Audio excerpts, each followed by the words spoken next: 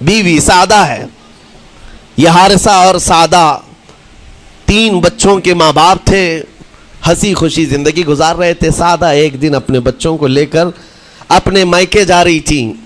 راستے میں ڈاکوؤں کا حملہ ہو گیا, مال سب چھین لیا قافلے کا.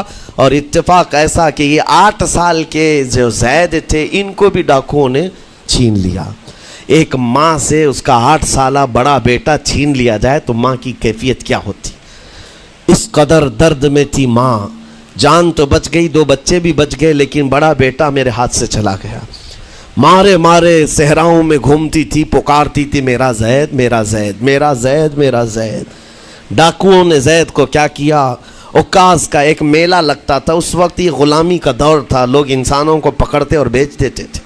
وہاں لا کر کے انہوں نے زید کو بیچ دیا, غلام کی حیثیت سے بیچ دیا. آگے میں بتاتا ہوں.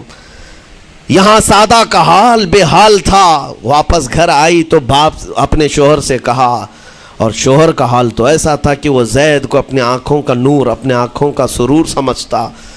اور اس قدر پیار و محبت والا باپ مارے مارے گھومتا رہا گلیوں میں. اور ان کا لکھا ہوا ایک اشعار کا منظوم ترانہ ہے جو اپنے بیٹے کی جدائی میں لکھا.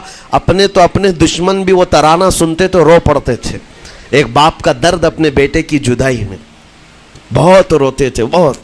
ماں بھی دن رات روتی, باپ بھی پہاڑوں پر چڑھ جاتے اور وہاں سے صدا لگاتے, اے آسمان اگر تو نے زید کو دیکھا ہے تو میرے حوالے کر دے.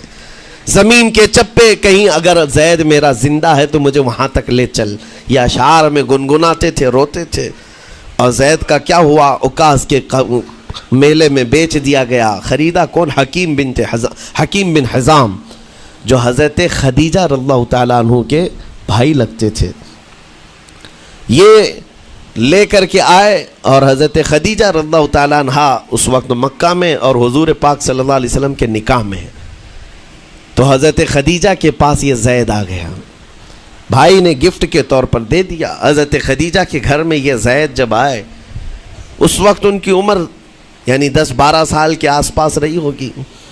اور یہ ایسا لڑکا جو چھوٹی سی عمر کا, ادب اتنا تھا کہ ہر ایک کا ادب کرتا, بڑے اچھے خاندان سے تعلق رکھنے والا. ہوا کیا, ایک دن آفتاب رسالت, ماہتاب رسالت رسول پاک صلی اللہ علیہ وسلم کی نظر پڑی. دیکھا اخلاق و کردار میں کامل بچہ ہے, اور ایک ہی نظر میں بھاگ گیا. پوچھا حضرت خدیجہ سے, کہا کہ یہ غلام ہے, عکاظ کے میلے میں بیچا گیا ہے. حضور نے فرمایا یہ میرے حوالے کر دو, میرے حوالے کر دو. حضور نے جس کو پسند کر لیا ہو, حضور نے جس پر نگاہ رکھی ہو. اب وہ زید خوشی خوشی حضور کے پاس آئے. نبی پاک صلی اللہ تعالیٰ علیہ وسلم ان کے اخلاق سے بڑے خوش تھے, اور اس کے بعد محبت بھی ایسی دی, ایسی شفقت دی کہ زید کو نہ باپ کی خبر تھی نہ ماں کی خبر تھی. جو کچھ تھا وہ رسول اللہ کے پاس تھا. حضور پاک صلی اللہ تعالیٰ علیہ وسلم کی تربیت میں دن گزرتے گئے, بڑے ہو گئے, یہاں تک کہ 16 سال کی عمر تھی.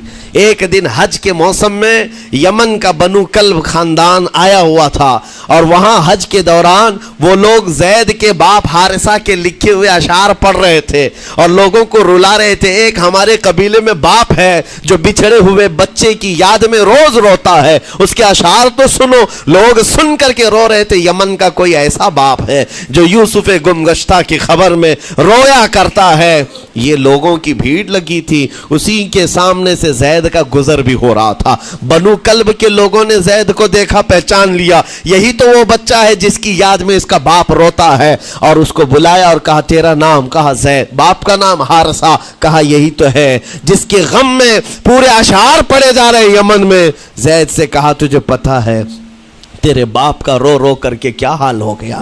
تیری ماں صحراؤں میں آواز دیتی ہے, پہاڑوں پر چڑھ جاتی ہے.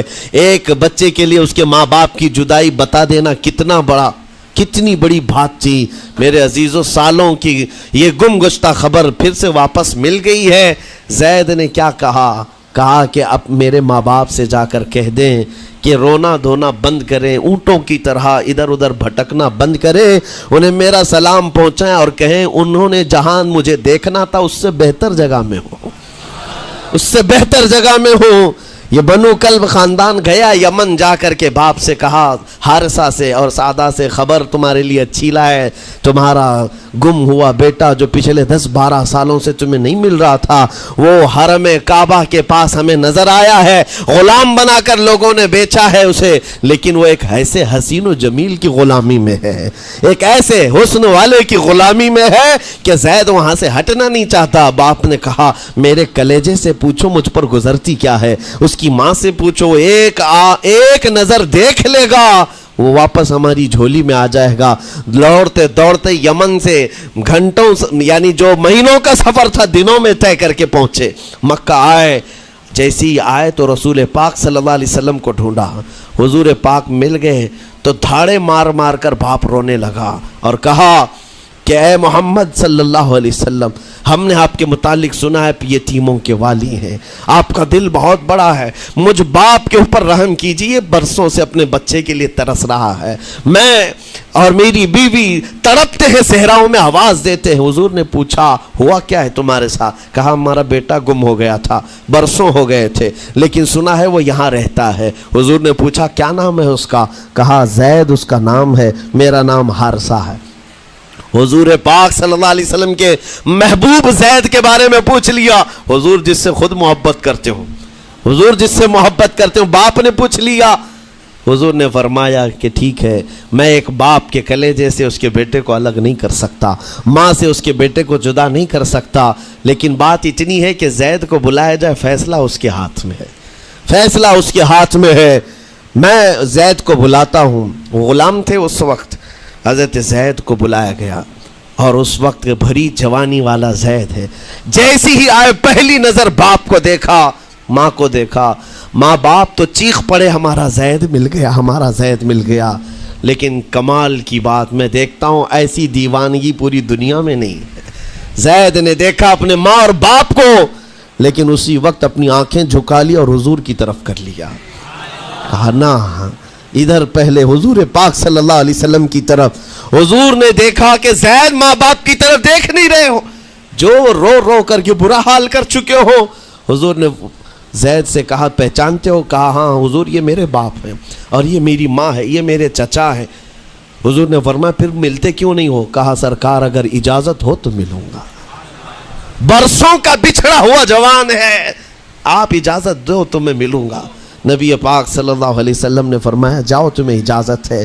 جیسی گئے اس منظر کو جو بیان کیا گیا ہے میرے عزیزوں، ہم پڑھتے ہیں تو آنکھیں بھیگ جاتی ہیں. ماں لپٹ کر کے اپنے بچے کو ہر جگہ چوم رہی ہو، باپ سینے سے لگا کر کے دھاڑے مار کر رو رہا ہو. پہلے تو غش کھا کر گر گیا تھا، پھر افاقہ ہوا.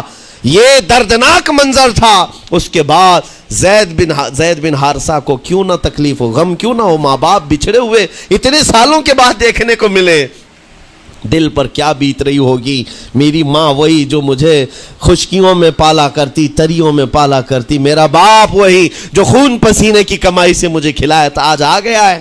حضور پاک صلی اللہ علیہ وسلم نے کہا زید یہ جو جذباتی منظر ہے اس کو ختم کر کے اب اعلان کر دو کہ تمہاری ماں آئی ہے تمہیں یمن سے لینے کے لیے، تمہارا باپ آیا ہے، تمہارا چچا آیا ہے تمہیں یمن سے لینے کے لیے. میں نے فیصلہ تمہارے حوالے کر دیا ہے، میں اپنے غلامی سے تم کو آزاد کر دیتا ہوں. تم بغیر کوئی فدیہ لیے ہوئے، بغیر کوئی پیسہ لیے ہوئے، اس وقت اپنے غلام کو کوئی چھوڑتا نہیں تھا، لیکن تمہاری ماں کا درد دیکھا نہیں جا رہا، میں آزاد کر دوں گا بغیر کسی فدیہ کے، تو اپنی ماں اور اپنے باپ کے پاس جا سکتا ہے. اتنا حضور کا فرمان. آزاد کر دینا مکہ میں آسان نہیں تھا.